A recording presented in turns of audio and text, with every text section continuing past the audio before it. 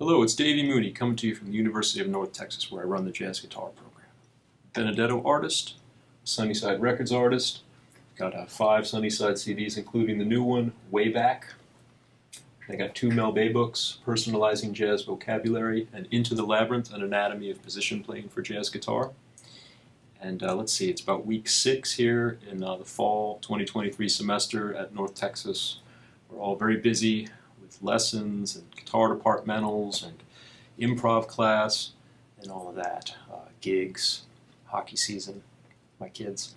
And but that's not what I want to talk to you about today. I want to talk to you about the tune Milestones and the old, what we commonly call in jazz old milestones, because there's 2 tunes named Milestones, both of which are credited to Miles Davis.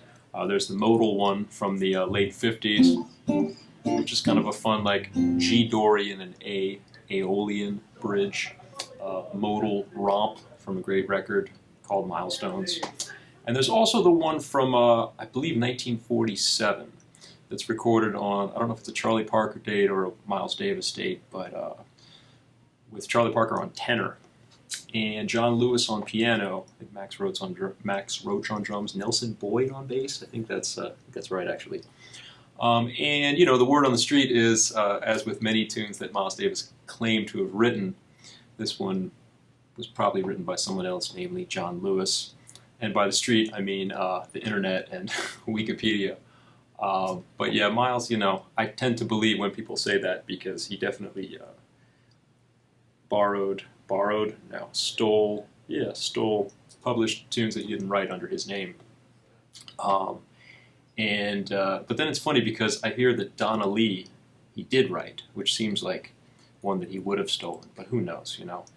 Anyway, that's not really that important. It's a really cool song, and that original session is really cool, you know, because Charlie Parker's on tenor.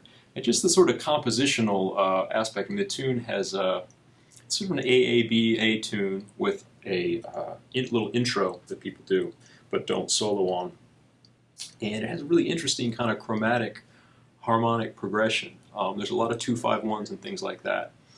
And the melody is really cool too, and when I play on it later, I'm going to play off the melody. I had to, this is one that I've learned and forgotten so many times. I don't know. I tell my students, it seems like the melodies that I learned when I was a teenager, like Anthropology, Donna Lee, songs like that, I never really forget, even if I have to brush up on them. Whereas tunes I learned like in my 20s and 30s and even like recently, I can get them down and then they slip out of my head very quickly. They're not in the long-term memory, I guess, you know. But so I had to kind of brush up on it. But it's a really cool song. So we can go through the chords. So the intro, you have this, starts on F major, and then there's a 2-5 to A flat, then a D flat minor, G flat 7, C minor for a whole bar, F7 for a whole bar, B flat major, G7. And the melody is like,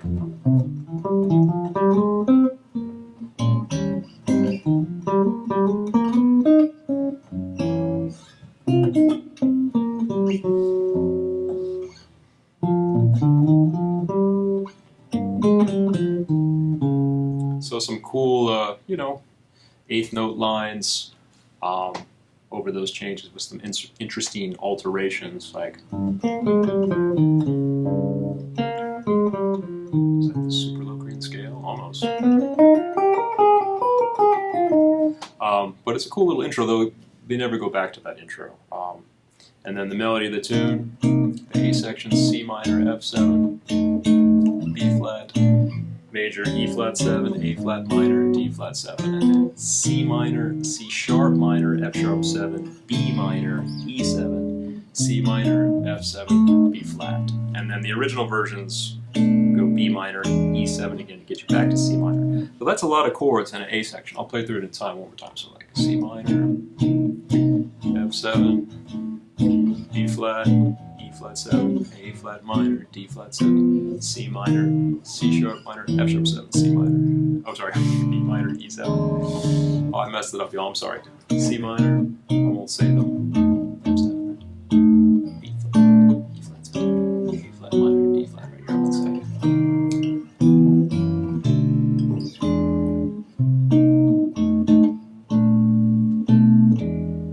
So yeah, a lot of chords. And the melody against that you have... And I noticed, this is an interesting thing, a lot of my students, when I play a triplet like that on the guitar and go across 4 strings, I want to do it here. Somehow, a lot of my students will go... Because I'm just used to having that sweep for some reason. Maybe just guitar technique from when I was coming up. Then I switched to this position.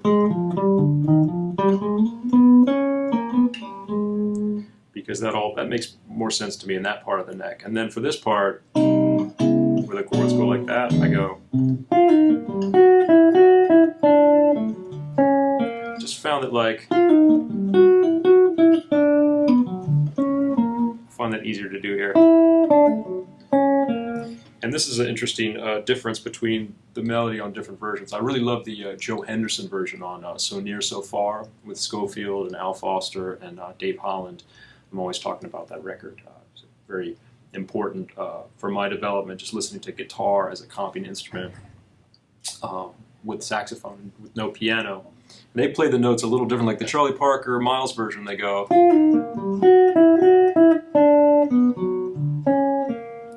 So on the B minor part it goes, there's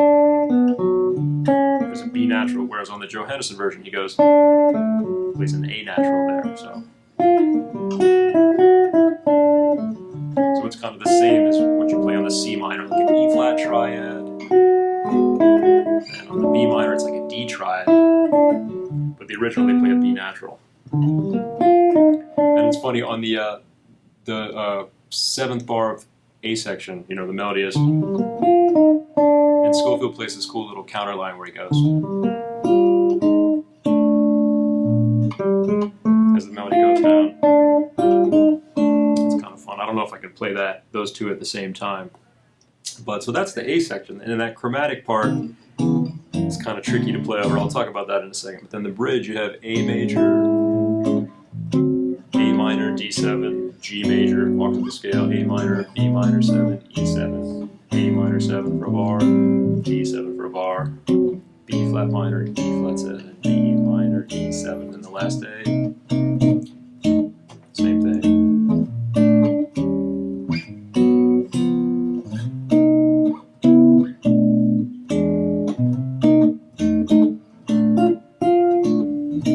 Back to the top, and like I kind of eliminate the chromatic 2/5 at the end of the A sections.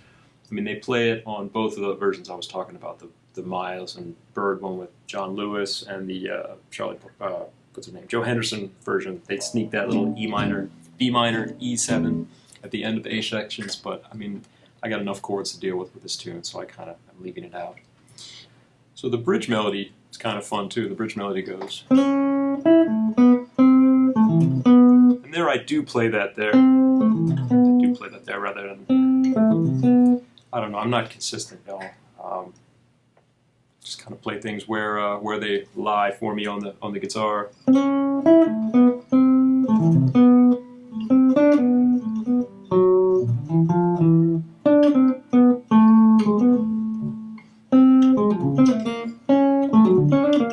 That's kind of fun.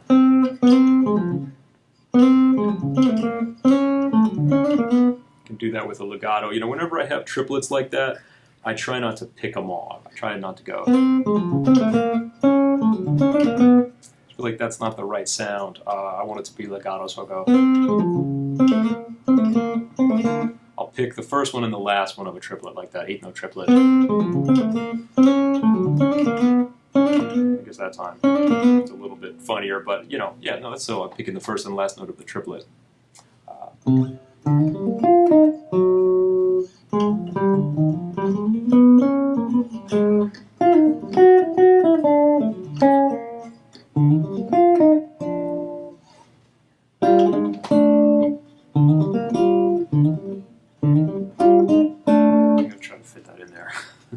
So yeah, to play on the song, I mean, it starts off 2/5 to B flat, right? I got that.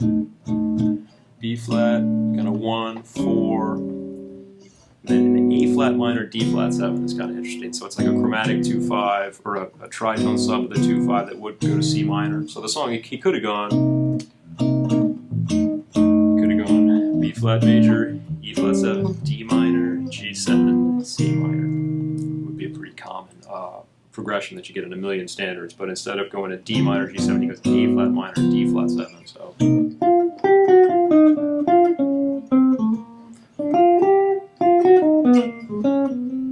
So I don't have too much trouble making A flat minor, D flat 7 go to C minor because I'm pretty used to that sort of chromatic tritone sub of the whole 2/5 progression. I've talked about that in a lot of these videos.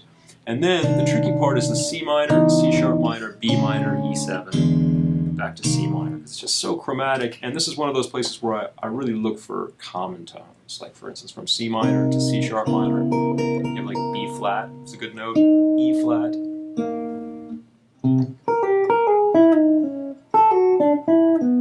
But you don't get much time. So then from C sharp minor to B minor, there's actually a lot of notes in common, and they're kind of like, you could think of them as both in the sort of the key of A major, although you don't really have time to think of a 7-note scale or a key area there, but there's a lot of commonality.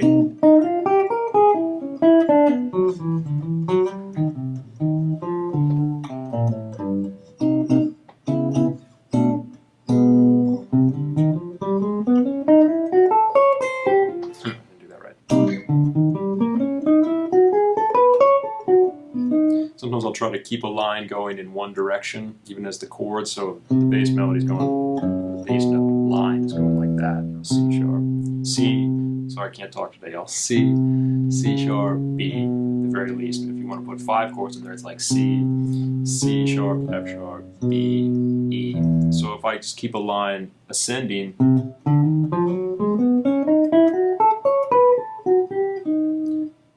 while those chords do their own thing,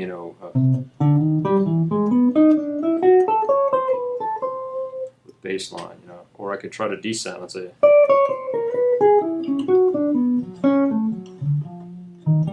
Sometimes I like to go against the movement of the bass. You could also just go,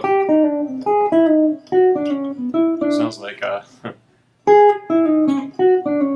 what's that song, Turn Around, more Nate Coleman song.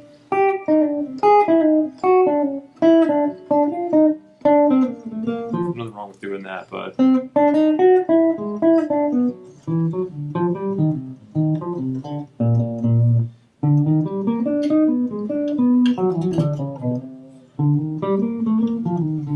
like I said, I like to look for the common tone so I can make that line a little smoother. Then it's just a 2/5 back to B flat. The bridge, you get a little, the harmonic rhythm and the modulations are a little bit, give you a little more time. A major, 2/5 to G, and 3/6. Chromatic. Really going into the last A section, you have chromatic 2/5s, 3 of them ascending,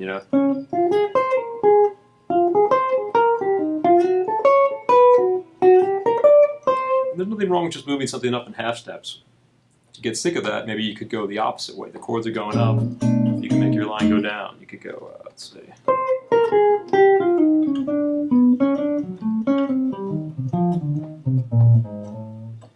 Another one, say.